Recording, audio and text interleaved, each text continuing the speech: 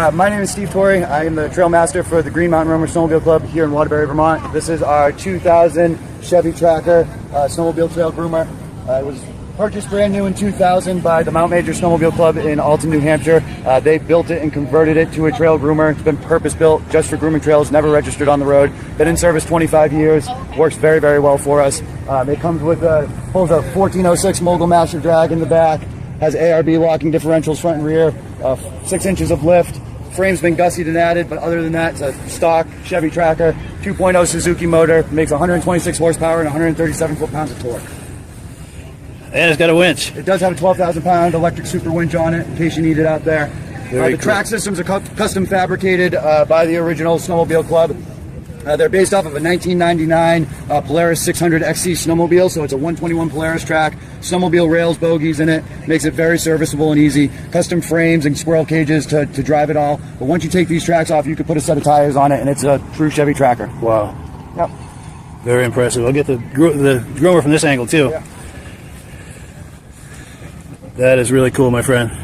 Thank you for sharing that with us. You're welcome, guys. Cool deal. It's just so nice to see them being used as learning tools for, you know, father, son, grandfather, grandson and stuff. And that's one of the best things about some of these snowmobile shows and stuff that we got going, is to see the progression and to see people making friendships and the power of those friendships. And so when you get some of these young gentlemen together, they're not quite fitting with the regular population. You know, they're kind of a little odd. They know things. They're very smart, and they know about the simplicities and stuff. And so some of the personal experiences I've had is when we started our show 13 years ago, you see these young kids getting together, and now they're 20, 26, 27 years old, and they're go-getters. They have little snowmobile, you know, businesses. They have these connections. They meet up at these shows together. They make these little packs. And to me, it means the world to see that. That's the future of this hobby. The future. To see them be so capable. And we had a thing where I had a flat tire at our Vintage Rendezvous, total flat tire. Well, at the end, all these kids, all these people came together. One would have an impact, one would have a cutoff wheel. We all had fun changing that tire. And it really brought out these skills of these, you know, farm kids or hands-on kids that are out doing stuff on the tractor, and then they're meeting up, and that's great. Sense of community. Yeah. Very, very rarely do you have fun changing a flat tire. No, and it's great to see those things. And, you know, my dad helped with the tire, and he went away from it going, wow, my thoughts on the younger generation there revived a little bit. Wow, we got these kids, you know, but they're probably not getting great grades in school, and they're probably not, you know, they need to go to like a vocational type program. More of a hands-on. Hands-on, yeah. So that's one of the great things that I see with snowmobiles, and I see them, you know, dragging Grandpa's old sleds out of the barns, and then Grandpa starts telling them all about it. And I tell you, that makes an awesome connection between the young generation and the old generation, and they're fun. You know, they don't need a whole lot of stuff.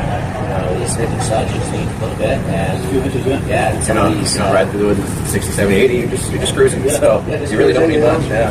I like this little snow trailer because how he's designed with his little springs and his stuff, and you know, it's slow. You get to kind of like a little Jeep. You get to cruise through the woods. You get to take your time. See the scenery versus. Yeah, and it's interesting because we had 4-stroke snowmobiles. This is 4-stroke, this is 4-stroke, and that's 63 and 64. And now we're kind of changing and going into that a little bit more. So it's really nice. But I really think that vintage snowmobiling is going to be a way to help revive snowmobiling and let people realize that, hey, it can be new, it has a track, it has skis. Well, it can be old, it has track and skis. And you're dealing with a lot less money. It's hands-on history, too, which is nice. Hands-on history. The history of the evolution of the whole experience of snowboarding. Yeah. Been here in Waterbury for 3 days now, displaying this stuff, and countless people come up, and I used to ride, but the winters are, you know, not enough snow, it's too expensive, $20,000 machines, so on and so forth. And again, it's not, it certainly can be a money pit, of course, but it doesn't need to be, and it doesn't need to snow. So a lot of those people that are either used to or thinking about it or can't afford, it can be a relatively simple and easy entry point. You know, if you have any mechanical knowledge, they are very easy to work on, or easy to learn if you don't know. Right. And that's the other side of it, is talking about youth and younger generation, but also adults that are not mechanically inclined or not, you know, power sport, snowmobile type, but they come up and they see simple, they see something I can get into easily. You know, you're not accessible. You don't need a big, you know, a 30-foot trailer. You know, all this other stuff. And again, it's something that they see and like, where did you get this? Where can I find one of these? How much do you want for this? Offers every, I was saying it offers all the time. But It's infectious, yes. yeah, Being exposed to this hobby is very infectious. It's not hard to get sucked into it. No, and it's very, very quality of life. We go to some of the trail rides and stuff, and you'll have all the elderly people bring potluck dishes, and just everybody comes together. We started the Vintage Rendezvous, I think it's almost 14 years ago, and we didn't have anything anywhere. that was the first In Vermont. And we would have to travel down to New Hampshire 3 or so hours, and me and my friend Alex said, well, we both have quite a lot of snowmobiles, we could have a show on our own. Let's bring that stuff to us. Let's bring it to Vermont and see where that goes. And I feel like it's like a branch of a tree. It just keeps branching out. And now we can go to quite a few events now in Vermont and meet up and ride and do these things. And it's just great to see such, there was over 300 sleds and people came to Washington for their show. And then they had their ride at the Lambert Farm. And they had a, nice big loop, and they had barbecue and stuff. And just the people that would sit at the warming hut with a fire watching sleds go by, and the memories that they were talking about all day, that said they were just as happy to watch those sleds go by and to see all these vintage stuff from, and we're letting stuff in from the 80s, calling that vintage and stuff, all the way down.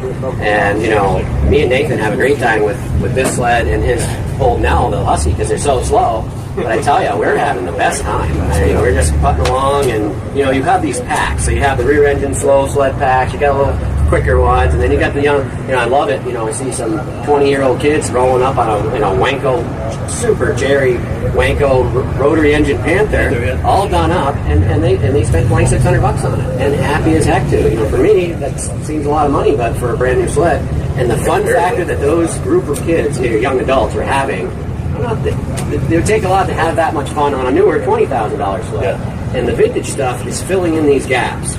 So we got low snow cover, the snow's going up and down. Well, you don't need hardly anything for these old, an old ditch banging Arctic Cat or something. And I love seeing the beater sleds that run perfect, because you don't have to have a lot of money to get out of that. Nope, and they're just, like I said, the biggest thing is they're getting connections to people that are lifelong connections. And what I can tell too is something that's growing, because there's more and more shows popping up, and they're all well attended.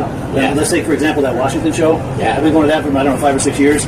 It was always well attended, but now it's to the point that they've always had plenty of parking. Now you get there late and you don't know where you're going to park. Yeah. That's how well attended it is. And they are making $3,000-$4,000, maybe a little bit more, that goes into their club. Your club, yes. And so, and that part of that vintage snowmobile thing is drumming up old-fashioned fun. Good. And old-fashioned fun is just something we're kind of getting away from. Simple fun, river time, boots on the ground fun. Free, it's really fun, and right now everything costing so much, all this stuff, you got to kind of dial it in and go, let's do some of that old-fashioned fun.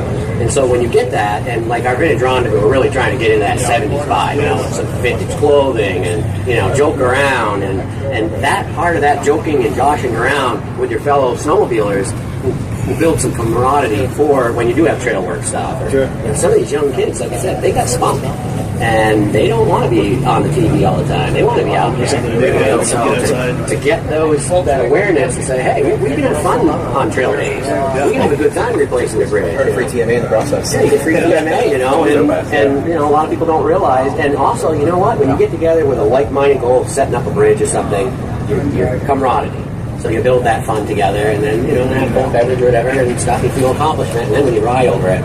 And the thing that I've been running into is a lot of people just don't realize that you got to get out there and groom, you got to get out there and do your trail work, and if it's for one father and son going out on the evening ride, it's worth it for the groomer people. We hate it going out grooming and coming around the next day and nobody's been on the trail. We love it when we go out there and the trail is hammered for the weekend. You're like, oh man, they had some fun, So those are, let's pause for a second, see if, hopefully that's just for a few seconds. This time we're going to bleed into our audio. So hold that thought where you were, though. Yeah. I think I've seen you at the Washington show. I've been around. Yeah. I've been interviewed before. Yes. You look really Actually, I forgot about that. TX. Hand starting? Yeah, that was me. Yeah, I forgot about that. I remember that. Yeah, reach down, grab the clutch, and give it a spin. Yeah, I forgot about that. Yeah. That was kind of 4 or 5 years ago now. Yeah. It don't start that well anymore. it needs some card work, but yeah. And to your point too about it growing is like I remember growing up. So my grandfather sold Husky and motor ski and others in Hardwick, and so I always wanted a vintage sled. I didn't know the whole community camaraderie side of it, but just wanted something that he might have sold and the story behind that. But then I heard about this Bethel show, and I went once back in the day, and then Washington. a mile down the road from me, and then there was an Island Pond one. There's one in Rutland now. And so I picked up the Husky, started going to all the shows, and started having fun. And then, you know, I like the riding aspect, being able to ride around and do a loop. But also I see, you know, on the more nationwide or regional Facebook pages of New York, Mass, New Hampshire doing summer shows, you know, middle of summer type stuff, and they're well attended. And so that's kind of where we came in here as both fundraiser, camaraderie, all the above. And because Vermont, again, has those 3 or 4 shows every year annually, but none of them are summer. There's no summer time to do it. So a lot of people might have that's, you know, stuck in the barn, but don't have the trailer or the truck or the means to get it there in the wintertime in the snow, you know, especially weather dependent. So summertime show, we're hoping will take off, and this is obviously year 1 here at Waterbury, so trying to build that for year 2. So we'll be back here again next year. Still, everybody. And let's plan to be in touch over the winter. We can have you guys on the podcast sometime, and we can talk up the show. Help promote it. Yeah, that'd be great. And we'll get video footage, whatever video footage we got from today. We'll use that to help promote it. Yeah. I'm very happy to partner with you guys because I'm all about promoting vintage snowmobile and history. It being summer too, we are open to do vintage power sports as a whole. So dirt bikes, 3-wheelers, 4-wheelers, even a jet ski, you know, whatever. Anything that kind of you know, celebrates or remembers the recreational motor history of the state, really, because it was such a big part of building the state. It was getting loggers into the woods. It was, I mean, it's professionally and just for fun on the weekends. You know, it was the same deal. I mean, I've heard a story, and I don't know how true it is, but of the little, you know, 152 JLOs and the Huskies, they drive them out into the woods and pull the motor out 4 bolts, slap a chainsaw bar on it, and run this chainsaw all day. You come back and put it. It's probably in northern Canada, but still, and slap the motor back in and come back home at the end of the day. That's a great story right there. So whether or not that's true, who knows? But it's a cool story, but it kind of defines what I'm getting at with the exactly. Just making stuff work, making work with what you had, and you look at one machine to the next to the next, and then right up through the years, you can see the subtle changes that became to what we have today. You know, the $200 machine that became the $20,000 machine, and some that obviously share nothing in common. Some designs that totally failed, or were just not popular for whatever reason. But that just makes them that much rarer and unique, and people like to come out and see those. And, so all about it, sure. And we want to get some awareness of the suspension bridge over here, because so many people know about it, and we would take pictures and use it as a destination, and to just we don't want to lose things. We want to build things. Right. And we're in a world where we're losing everything. We see, you know, general stores all through Vermont closing. We see farms losing. We don't want to think like that anymore. We want to say we're going to build that. We're going to create it. We're going to celebrate it and get something back. And that's what the snowmobiling stuff. We don't want to lose trails for bad attitudes or things, or, you know, we want to, you know, and a lot of landowners, they really think the vintage snowmobiles are cute. They think they're got nice, neat coloring. They can relate to them.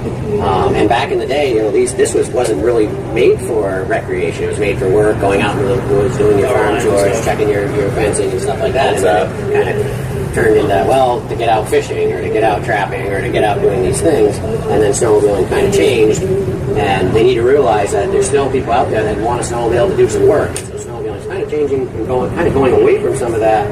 And I think they need to think more simpler and go, well, we need to build more of a kid sled, or we need to build something where kids can ride around the house for a while. But you're not going to buy a 150 horsepower snowmobile and let your 10-year-olds do laps around the house. It just doesn't work. So that really drives vintage sleds. People are going, wow, I love that, you know. And some of my favorite stuff is watching my little son Zephyr drive my old sleds around. He just runs it around, you know, and he's happy as can be, and he's not going to get hurt because the thing is so slow, not overpowered, and they're a good, work your way up type thing.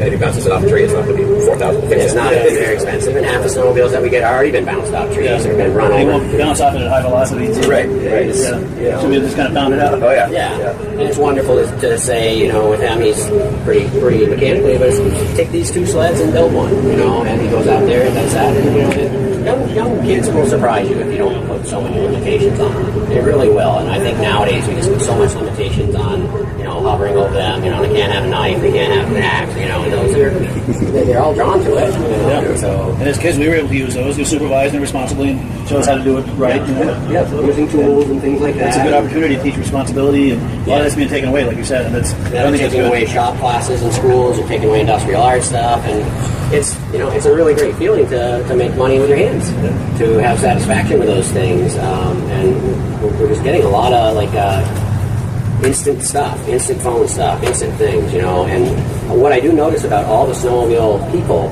is a lot of them do have vintage cars. A lot of them have these similar likes. If they like really old quality things, some overlap there. They're overlap. You know, we travel to some of the Boa ski reunions, which is around the country and stuff. We get to see where other people are doing it. And some of these shows out in Michigan and Ottawa and stuff, the whole town is involved in the snowmobile thing. So you have the Lady of the Angels, whatever, and they're doing the breakfast dinner. And so food money goes to them, that goes to their charity. And then they have these auctions where they will auction off these parts. And you'll see some gentlemen that are so passionate about their sports that they will bid up a loaf of bread for $400. And they get because they know it's going to the museum. And a lot of them will spend huge money on a quilt that they've made and just give it right back and redo that. That's cool. And that's the spirit right there. Big time. And their hearts are so big. And you see it work in other places, and you see it bring community together. You know, the Rotaries will help out, and you've got these things. So we know it will work here because it works in a lot of these other places. Yeah. And you know, to drive 35 hours, 40 hours to play with your buddies on a weekend for snowmobile, and that means something, and that means we're all super adventurers, preparers, powerful. You know, it's pretty powerful to load up your trailer and check all your fluids and make sure everything's good, loaded up, and drive all the way to, Brat Festival in Michigan or Wisconsin. Got to make sure you have your AMSOIL. Have extra spark plugs, all this stuff. You know. But AMSOIL, gotta have it. Yeah, we do. We like that, and you know, we meet people from Canada. You know, Canada comes down, and some of our snowmobile shows, it brings hundreds of people from all over the country because of snowmobiling. And the best thing, it's even at this car show, one of the things I'm really noticing, and I'm really taking a lot of enjoyment out of, there's 80-year-old guys riding around golf carts together, but I can see the 5-year-old in them. I can see that little kid. The sparkle in their eye. Yeah, when they're looking for a part, or they're seeing something, or they're talking to them, the age just falls right away. Yes. They don't even know they're old anymore because they're in this environment with these things that they remember when they were younger. It's cathartic. Yeah. It's the best. And, some of my events where I help out with the Halloween things or things like that, we got 10 or 20 kids running around playing tag or doing that, then that's a success. We got 20 kids away from the TV. We got 20 kids out breathing fresh air. Yes. And it's the same thing. Some of the best memories of our snowmobile show is seeing 5-year-old little kids playing with Tonka trucks on a snowbank. Yeah. Seeing that. And, you can drive all over the place, and it's just not a common sight anymore. Normally you see kids all through the yards, riding bikes, packing up and stuff, and, something's happening. And I know there's going to be an awareness about it coming up with the phone and the screen time and things and stuff like that in the schools. And it'll eventually come back around when we realize that wasn't really great choices. Yeah. But we all have choices. I like to spend money on these things and go places and meet friends. And so other people don't see it; they're not getting it yet. But different things work for different folks. And it's just great to see the power. You can go to any snowmobile show and they'll have a wrench, a screwdriver. And some of them, they won't leave. It's like I said when I had my flat tire. None of them were going to leave. They knew we had a job to do. We all got together, and we had five different people, and we got it all done. Yeah, people gather around it. Yeah, that's beautiful right there. It is. The community around that and the vibration. Yep. And it's so good, and I just love seeing the younger kids blending with the older folks and visiting with them. And the older folks, they're selling some of their collection to these younger kids because we know they're having fun. And some are taking these. One of our friends, Coleman and Austin, they take these to up Mount Washington. They have a big ride, and they have all these rides. And I don't even know how many there are, but I see them. Oh, there's another ride I know about. Oh, the Bear Knots ride. Oh, that'd be fun. Yeah. And so. Dan Field does a lot of that. Yeah, but there was nothing before. It's true. Yeah. 15 years ago, there wasn't anything. Now it's like you got to decide what you want to do during that weekend. I'm not going to be able to go to this one, but I'm going to go to this one. And we're finding that with the Vintage Rendezvous. They're going, this other one, we're going to go to that, and we really want to go to that, and that's great. To have so many options that you're getting pulled between two really fun things. For sure, yeah. Northern Vermont and New Hampshire have so many options in the winter. Yes. Vintage snowmobile events, rides, races. Yeah, I wish we could do some vintage racing in Vermont, but we've got a real problem with that. In New Hampshire, they have extreme success in some of their vintage racing, and that's something I love too, because you'll see some 20-year-olds come in and they got their vintage Arctic Cats or whatever, and they just throw a part sled right in the back of the truck. So that anything happens or they break, that's some ingenuity there. You go, we got the part sled, so they take the bogey wheel off, and they have their whole inventory on their part sled. And that vintage racing is really nice too, because it's not super fast. It's fast, but it's got solar classes and it's got kids classes and stuff like that. And Fun to watch. Really fun to watch. And it's fun to just blink your eye and feel like you're back in the 70s when you're racing. And it's amazing, just having, like Nathan said, just having these sleds here. These aren't racing sleds by any means, but it brings people up to go, I raced back in the day. I would beat those guys from Canada. It's a great conversation starter. It's great, and they're old chaps, but they were in their day, they're in their prime, and they were racing these snowmobiles. So to be able to spark up those energies and to see that, it's super great. It is, you know, and for the younger generation to be carrying that and moving it forward. Yeah. That's huge because we're relying on them to keep this history alive. Yeah, I think it's in good hands. Yes, I think so, and I'm super excited that we're putting the vintage sleds out there because we all need to know where we came from to know where we go, where we're going to go. And history kind of keeps rolling around. You know, it keeps doing these things. Things come back into play. You know, especially with the car stuff. We had such amazing innovation in the 20s and 30s. Blow your mind. And then we come all the way up into 2025 and, we come up with this. Well, you come around this car show, they had distributorless ignition in the teens. Yes, they had starterless stuff. You know, they flex the coil, start that engine. You know? The electric car. Yeah, the electric car. Even electric, you know, back in the teens. And, 1915, they had a four-wheel drive electric lumber truck. Back then, they had whole books on electric. And now it's brand new. Now it's brand new. Latest and greatest. Yes. So to know where you want to be and to have good quality is to be vintage. To come around here and to see all this stuff. And we were seeing a 1928 Woody Wagon depot hack cruising around here all weekend, going down to the beach, swimming, driving around, and it's almost probably all original. And that's a 90-something-year-old car, and all the parts are original. And there was 8 full-size 300-pound men in that Model A, and it didn't even bother it a bit. It went right down, blasted right down through the brush, come right out onto the beach, and just like a Beach Boys record or something. It was so good. That's cool. But those are nice. I see like a Model T running around here, all original parts. And I really wish that our cars that we're building now will have a little bit more of that integrity and a little bit of more of that longevity put into them. Those cars won't be around in 9 years. No, they're not around in 5 years. Yeah, right, exactly. You already need to get arrest prevention. It's tough, So, Either way. But I appreciate it. Something to put eyes on in person. Yes. I'll definitely get video of it and a ride over and back. It's an experience crossing it for sure. We can't cross it in this, of course, but Sure. it is an experience when it was open, and we're definitely working with engineers and trying to get cost estimates and the whole 9 yards. And working with fast, and they're supportive of reopening it so long as they're going to get some benefit out of it, some use out of it. Have riders that cross it.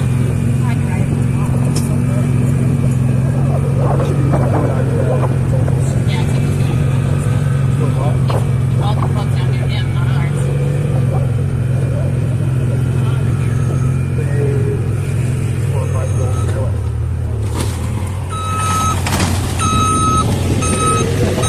Get the mail. Yeah, I was thinking that.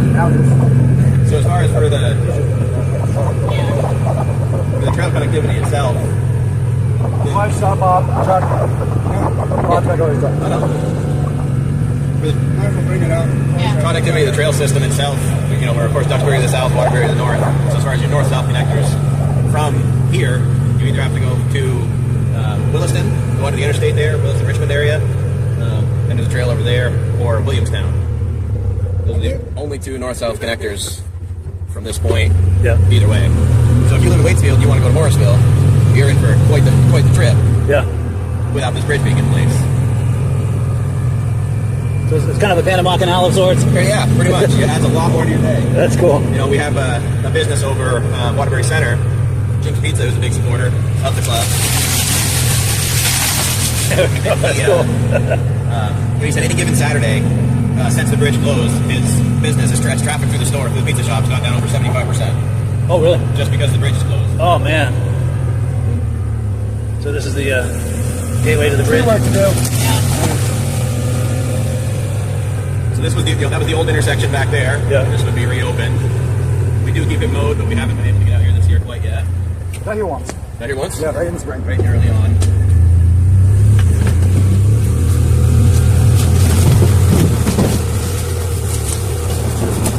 Looks like probably most snowmobile trails in the summer. Yes.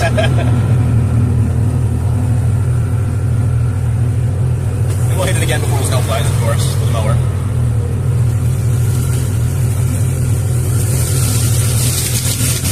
This is great footage right here.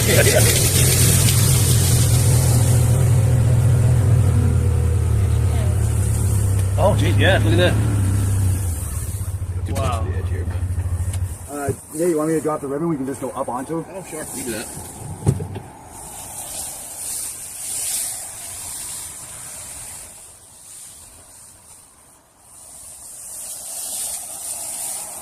We're prepared for a photo shoot today. Yeah, I know, huh?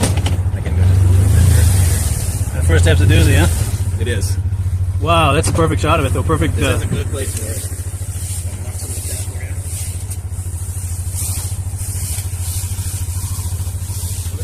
Yes, that's wonderful. Dude, thank you so much, man. This is amazing. Yeah, thank you for showing this to me in person. Yeah, so You're right. like I said, it was built in 1993 by volunteers from the Waterbury, Bolton, and Duxbury area. Local community members funded it, paid for it, and did all the construction on it. They utilized old lift towers and cabling systems from local ski resorts in the community that were donated, and all donated effort to build it. It spans 330 feet across the Winooski River, and for about 30 years, it was the longest snowmobile suspension bridge in North America. It attracted a ton of people who came up and looked at it all the time and rode it. Definitely a destination, but a major north-south connector for the vast interstate trail system. And unfortunately, this river has to crest its banks a few times over the last few years. It got severely damaged in 2011 during Hurricane Irene. The club was able to rebuild it and get it re-engineered and re-stamped. But when it flooded in 2021 and 2022 consecutively, and again in 2023, it sustained too much damage and needs to be repaired. So we're working with engineering firms on a repair plan and trying to generate some funding and donations to help support the rebuild of it. But it's a large undertaking, especially in today's world. You can't just have a couple of good old boys go out and build it on a Saturday anymore. Yes. You got to have engineering stamps and Army Corps and rivers and streams and water studies and fish habitats stuff. and Yeah. So it's a big process, but we're very excited to hopefully one day here soon get it back open and make it a destination for snowmobiling here in Vermont. And it is exclusively a snowmobile bridge. It's not foot traffic, it's not bicycles, it's not ATVs. Snowmobiles only. It is purely for snowmobiles, built for snowmobiles, and that's By snowmobilers, for snowmobilers. The only ever allowed use was snowmobiles. Yep. And with that in mind, by snowmobilers and for snowmobilers, as this video is up and on Facebook, YouTube, and all of this, and they're thinking about maybe wanting to contribute to this because it's such a snowmobile-centric thing, is there a website or like a snowmobile club website or Facebook page that they would try to go to? We do have a Facebook page that we're active in posting on, and that's, of course, just Green Mountain Roamers is the name of the club, again, out of Waterbury. So like and follow that. If and when it comes to time, money is huge. It all comes down to money and funding. But yes, fundraising and community effort would be posted there, and that would be, the call will go out at some point. So Sure. that Facebook would be the place to do it. Of course, the VAST page, I assume, the VAST website. To that point, I was going to say, we always encourage members and riders to reach out to VAST at the upper echelon through the vtvast.org and send an email showing your support to the board of directors for projects like this, and not just the suspension bridge project, but other clubs throughout the states have these types of really big projects that are very vital. And a lot of times it helps that board of directors. They're volunteers. They live all over the state. They can't keep track of everything. So hearing from riders and members that showing support of these types of restoration projects and trail reopenings and continuing that heritage of snowmobiling in Vermont. This bridge puts Vermont snowmobiling on the map in the 90s, and people came from all over the world to be able to snowmobile across this bridge. And we want to honor that heritage, and we want to keep this bridge alive. And we're one of many clubs that have something special in our trail system that we struggle with to keep alive. So if you see and know about these special things, reach out to VAST and let them know that you care about them, because sometimes they forget. Yes, for sure. Share the video, talk to your friends about it. It's one of those things that if it goes silent, if it goes unused for a whole lot longer than it already has been, it gets to the point where it's forgotten about. It hasn't been necessary for 5 years. Why is it necessary? Those discussions, those creeping and lingering thoughts start to come up and start to try to justify it. Weighing that against the losing dollar. battle to justify it. Yes. So that, just again share the video, tell your friends, and say if you want to ride across this bridge, in 2 or 3 years from now, if everything goes correctly, again, get the word out there, spread the word, and reach out to us. And even snowmobile lovers in other states, even if we'll never even cross this bridge on a snowmobile. This is just something that's important to snowmobilers. Yep. And as a snowmobiler, it's worthy of support. Yeah, we talked about vintage whether snowmobiles. You're across the country or British Columbia or wherever. Oh yeah. We talked about vintage snowmobiles over there for half an hour, and this is a vintage snowmobile bridge. Yes. It is of that era, like Steve said over here, 93. So that's cool. Definitely, there's not many of this style bridge left. There's only, I think, maybe 3 others in the state of Vermont that I'm aware of that are still in use. So definitely try to hang on to it and get it reopened. For sure. And do you have anything to add? Did you want to add anything? Okay. They all are The wave? very well. Hello. Cool. Their secretary. Nice. She's taking notes, right? Yes, well, and I did. This was one of the first snowmobile rides I ever did, actually, was across this bridge, so I can add that. Yeah. I did not grow up snowmobiling. I was introduced to it as an adult, and now I'm heavily involved. But it was one of the first big rides I ever did. The first big ride I ever did. I got to cross this bridge, and it just, there's nothing else. There's nothing like it. It's an experience for sure. It's an experience, right? It's just a bridge, and also it's so cool, and I'm really happy I got to have that experience, and I hope that other people will be able to in the future through all of the efforts that our club and Vast and surrounding clubs are working on right now. It is certainly a core memory in any rider's Yeah. history. You wouldn't forget this. No, we made a Facebook post when we did some work last year on it, and just the comments, the photos, the comments, the videos, the people remembering. I crossed that in 97, or here's the photo of, it was actually on the cover, I think it was 97, it was on the cover of the when paper maps were the only thing we had, trail maps, it was on the cover of the paper trail map. Yeah. So it definitely was an icon for sure, and we're trying to get it back to that. But Yeah, and I'm sure for a lot of snowmobilers, it's a photo opportunity to come This here. was the photo spot This right was the photo here. spot, This is yeah. all mowed Yeah. down and groomed. That's cool. We had someone come to the booth earlier today talking about the bridge and how it felt like New York City traffic when they were trying to get through here when this bridge first opened, because so many people were coming down on this trail, wanted Wow. to see it, wanted to take photos, and it was just, all kinds of people gathering from all over across the state and other states, and everyone wanted to come see the Waterbury Wonder Bridge. Yes. So It's cool. it was long ago dubbed the Waterbury Wonder. Yeah. Or Winooski Wonder. Yeah. It goes back and forth. And wonder it is. Wondrous. It's a wondrous bridge for sure. So Well, cool. Well, thank you guys for this. I really appreciate this. just buzz up there for a different vantage point and Sure, yeah. turn around and get you back. So you can enjoy the rest of that car show. Yes.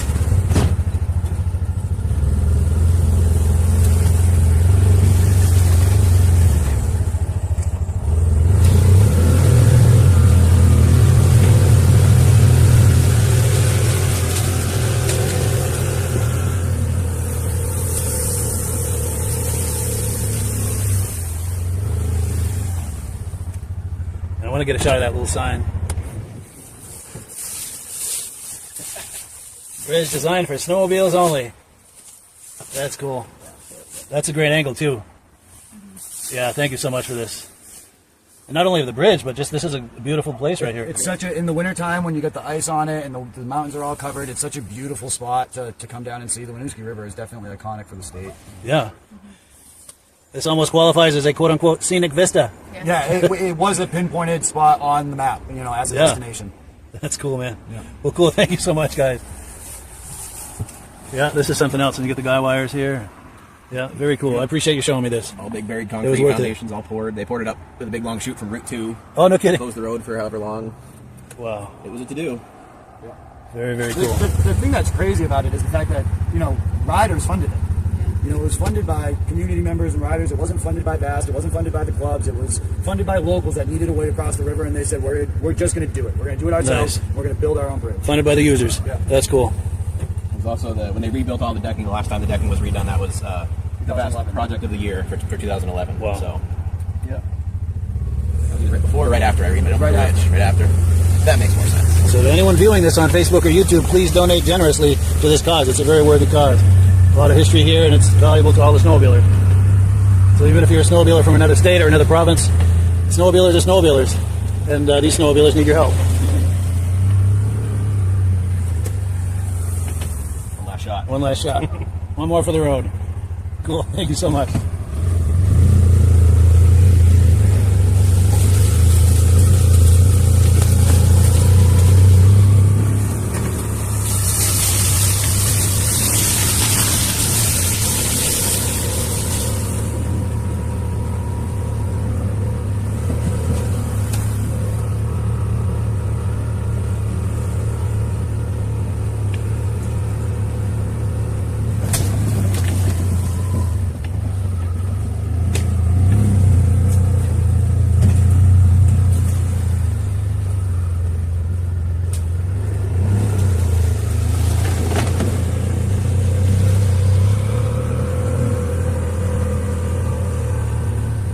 That's cool. You see the car show from here. It's really not that far at all. Oh, Like I mentioned earlier, this is the intersection, so you'd go left up into the Little River State Cross Park, Route 2 up there. Cross Route 2 under the interstate, Yeah. into Waterbury Center, up to Bolton Valley Ski Resort, and then we're on the actual trail right now as well. Goes down through Forest Field, where the car show is, crosses Route 2 again, back towards Waterbury Center, Little River.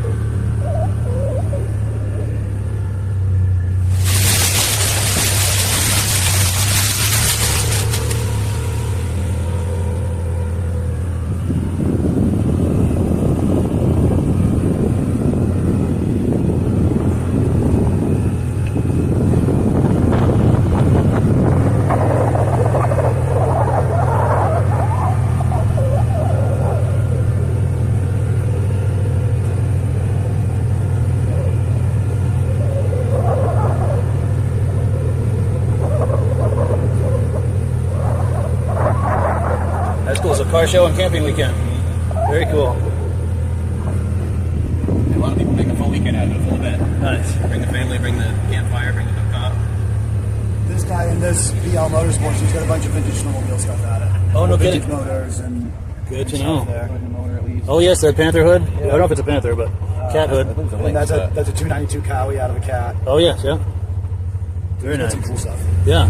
We definitely noticed an uptick this year in snowmobile and power sport stuff at the flea market. Yeah. Probably, we hope, due to the vintage snowmobile show piece of it being added this year. Yes. Yeah, that's a nice tie-in. It's a natural fit too. There's so much overlap, like we talked about earlier.